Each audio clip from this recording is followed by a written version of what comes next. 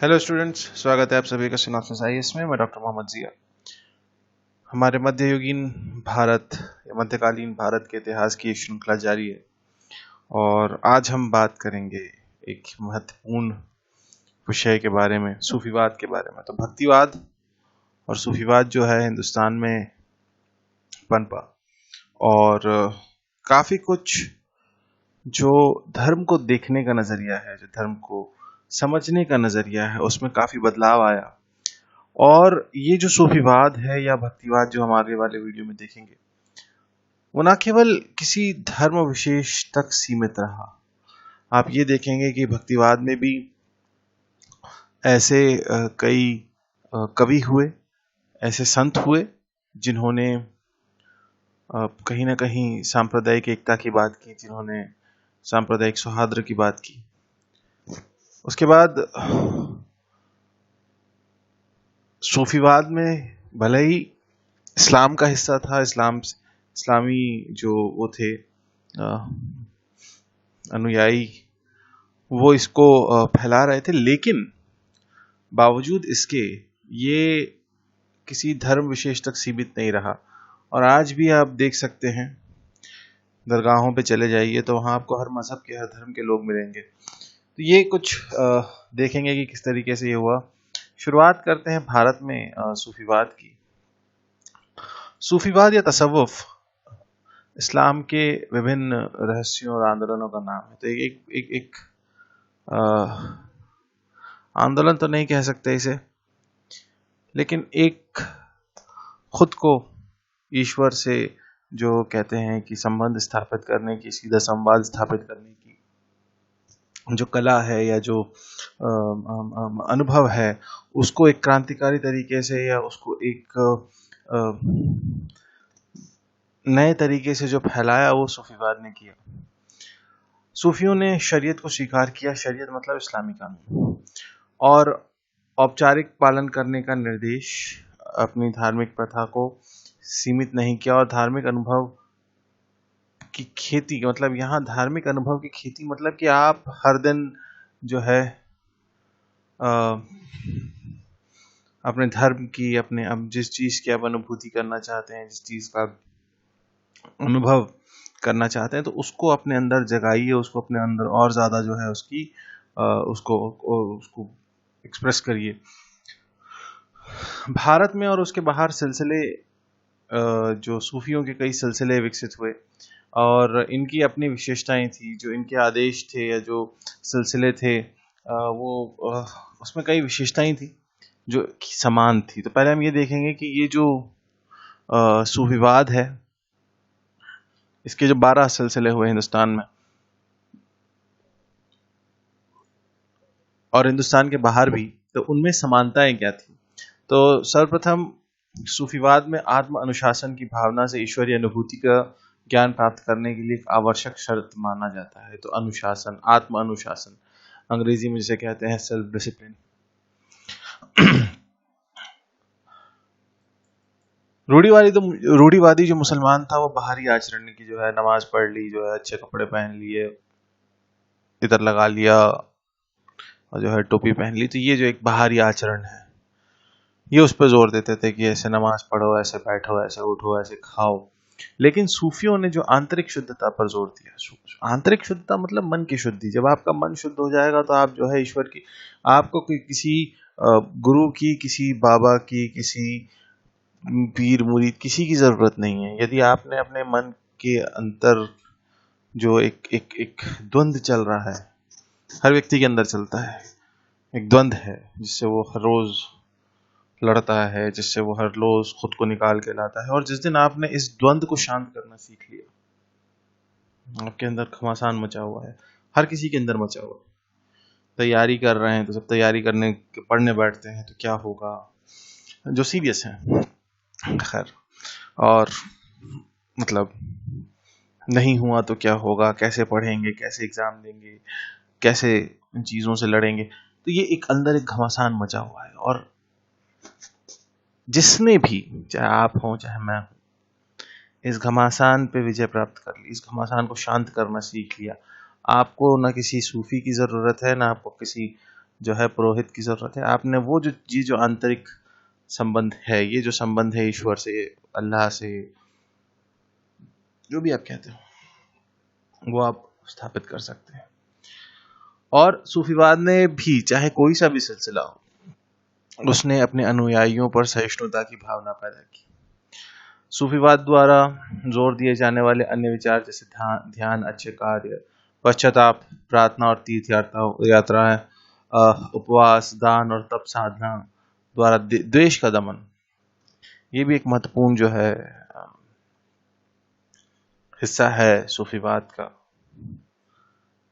भारत में ये जो सूफीवाद फैला, और इसको आंदोलन तो खैर नहीं कह सकते, भक्ति आंदोलन कह भी लीजिए तो कोई ऐसी, अव्वल तो ये 11वीं शताब्दी में हुआ, और अलजुवेरी जिन्होंने खुद को उत्तर भारत में स्थापित किया, वो वहाँ रहना शुरू हुए। उनकी मृत्यु के बाद उन्हें लाहौर में दफनाया गया। तो ये उन्हें उपमहाद्वीप में भारत, पाकिस्तान, बांग्लादेश, इनका सबसे पुराना जो है वो सूफी माना जाता है। सूफी सिलसिले जो थे उसमें काफ़ी महत्वपूर्ण थे। मध्यकालीन भारत के इतिहास में काफ़ी ऐसे सूफी सिलसिले हुए, जिसमें चिश्तिया, सहरावर्दी, कादरी और नक्शबंदी जो है वो मुख्य थे। सल्तनत काल में दिल्ली सल्तनत में चिश्ती और सहरावर्दी सिलसिला लोकप्रिय थे। सहरावर्दी पंजाब और सिंध के हिस्से में सक्रिय थे, जबकि चिश्ती सिलसिला जो है दिल्ली, राजस्थान और पश्चिमी गंगा के मैदानों में, जो जिसे हम पश्चिमी उत्तर प्रदेश आज के समय में कहते हैं, वहां पे सक्रिय थे। सल्तनत काल के अंत तक जो है ये चिश्ती सिलसिला ये बिहार, बंगाल और दक्कन तक फैल गया। और मध्यकाल के दौरान सूफियों ने वहादतुल वजूद यानी होने की एकता जैसे इस्लामी धर्मशास्त्र की अवधारणाओं की व्याख्या की और विस्तार करने में महत्वपूर्ण भूमिका निभाई। और ज़ियारत यानी कि जो कब्रें होती हैं, जो जिन अमूमन जिसे हम कहते हैं कि दरगाह पे जो जाते हैं, उसकी जो ऐसी प्रथाओं की जो शुरुआत है वो इसी दौर में होती है। ये कुछ प्रमुख सिलसिले हैं। चिश्ती सिलसिले के संस्थापक ख्वाजा मोइनुद्दीन चिश्ती, सहरावर्दी के जो संस्थापक वो शेख शहाबुद्दीन सहरावर्दी, कादरी के शेख निज़ामुद्दौला, नक्शबंदी के ख्वाजा पीर मोहम्मद, फिरदौसी सिलसिला शेख शरफुद्दीन यहया, रोशनिया सिलसिला मियाँ बैजाद अंसारी, महादवी सिलसिला मुल्ला मोहम्मद महदी, रीसी सिलसिला नूरुद्दीन नूरानी, कलंदरिया सिलसिला अबू वली कलंदर, और अंतिम जो शायद आपको नहीं दिख रहा होगा, और अंत में सत्तारी सिलसिला अब्दुल्ला सत्तारी। तो ये प्रमुख सिलसिले थे जो भारत में स्थापित हुए। भारत में जो हमारा उपमहाद्वीप है, भारत, पाकिस्तान, बांग्लादेश, यहाँ स्थापित हुए। सबसे पहले बात करते हैं चिश्तिया सिलसिले की। इस चिश्ती सिलसिले की जो स्थापना है भारत में ख्वाजा मोइनुद्दीन चिश्ती ने की, जो मुइज़ुद्दीन मोहम्मद गौरी के आक्रमण के बाद भारत में 1206 में अजमेर आए।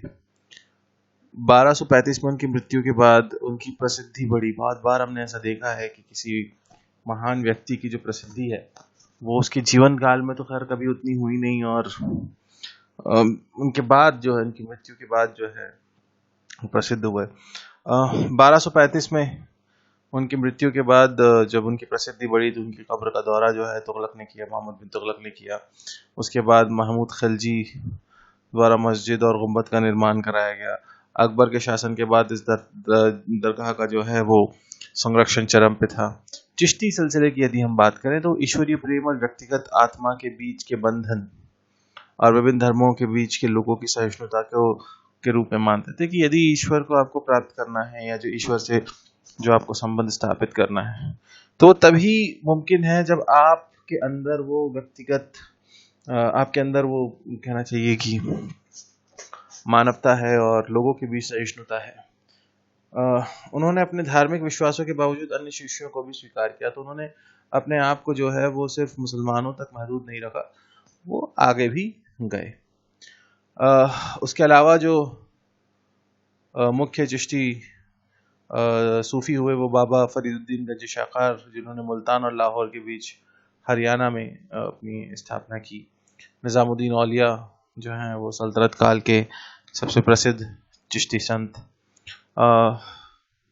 और ये 14वीं शताब्दी तक रहा। कहा जाता है इन्होंने दिल्ली के उस पे तख्त पे 7 सुल्तानों को देखा। तो इनका जीवन काल के दौरान ये आप देख सकते हैं कि बलबन की मृत्यु के बाद खिलजियों का शासन देखा और उसके बाद तुगलकों का शासन देखा। निजामुद्दीन औलिया के जीवन के आसपास कई कहानियां हैं, खासतौर पर जो दिल्ली और इस तरफ रहते हैं उन्हें थोड़ा सा इन कहानियों के बारे में पता है कि उन्होंने कभी भी किसी सुल्तान के आगे अपने आप को समर्पित नहीं किया उन्होंने कहा, और हमेशा उनका बल्कि टकराव रहा दिल्ली के सुल्तानों से। कहा जाता है कि ख्वाजा निजामुद्दीन औलिया दिल्ली में सुल्तान की अदालत के विभिन्न समूह और गुटों के साथ खुद को शामिल नहीं रखने की सख्त नीति बनाए रखी। तो उन्होंने और इस चीज ने उन्हें सम्मान दिलाया कि उन्होंने अपने आप को इन चीजों से दूर रखा।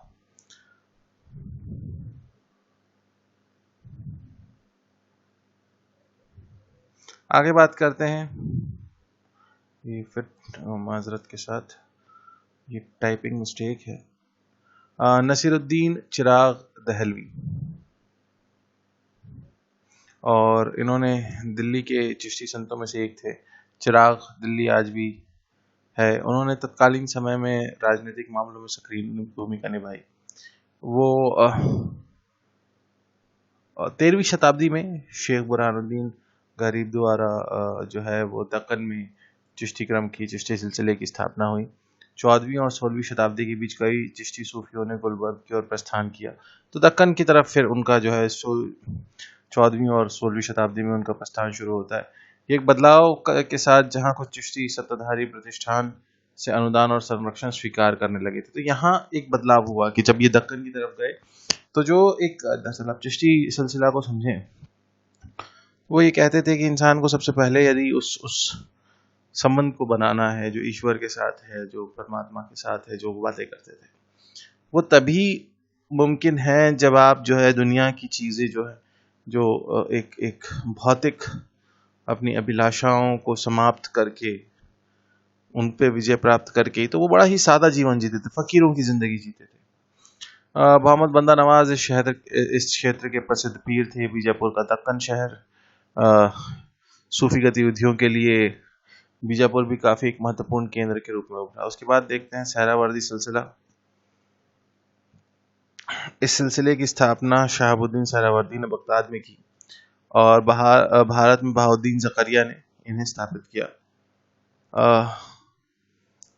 बहाउद्दीन ज़करिया ख़ुबाचा के आलोचक थे। ख़ुबाचा उस वक्त का शासक था मुल्तान का, और खुले तौर पर उसके प्रतिद्वंदी इल्तुतमिश, तो ये इल्तुतमिश के समकालीन थे।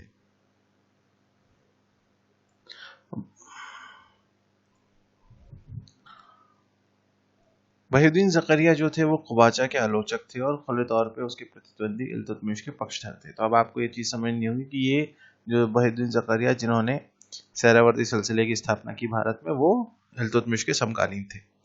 बहाउद्दीन ज़करिया के तरीके चिश्तियों से अलग थे। सहरावर्दी चिश्तियों के विपरीत सुल्तानों से जो स्वीकृति होती थी, जो उनको वो रखते थे, रख रखाव और अनुदान प्राप्त करते थे। और उनका मानना था कि यदि इंसान जो है ये भौतिक जितने विलास की चीज़ें हैं, चाहे धन हो, संपत्ति हो, और इन चीज़ों में जब वो उसके पास सब होगा तो उसको किसी चीज़ की चाह नहीं होगी और वो जो है सिर्फ अपना जो है साधना कर सकेगा। सहरावर्दी संतों ने तर्क दिया कि बेहतर सेवा सुनिश्चित करने के लिए गरीबों की सेवा आवश्यक है। बहाउद्दीन ज़करिया ने धार्मिक विश्वास के पालन या बाहरी रूपों पर जोर दिया और रहस्यवाद के साथ इल्म के संयोजन की वकालत की। शेख के सामने झुकना, आगंतुकों को पानी पिलाना और चिश्ती ने जो आदेश दिया उसे शुरू करने के समय सिर झुकाना जैसी प्रथाओं को अस्वीकार किया चिश्तियों ने। शेख बहाउद्दीन ज़करिया के बाद जो है सिलसिला पंजाब और सिंध में महत्वपूर्ण भूमिका निभाता रहा। तो इतना ही काफ़ी है, क्योंकि ज़्यादा इसमें सवाल आते हैं नहीं सूफीवाद को समझने के लिए। इसके बाद है भक्तिवाद, भक्ति आंदोलन जिसे हम कहते हैं, और वो हम पढ़ेंगे अगले वीडियो में। तब तक के लिए अपना ख्याल रखिएगा। Stay safe, stay healthy. Thank you so much.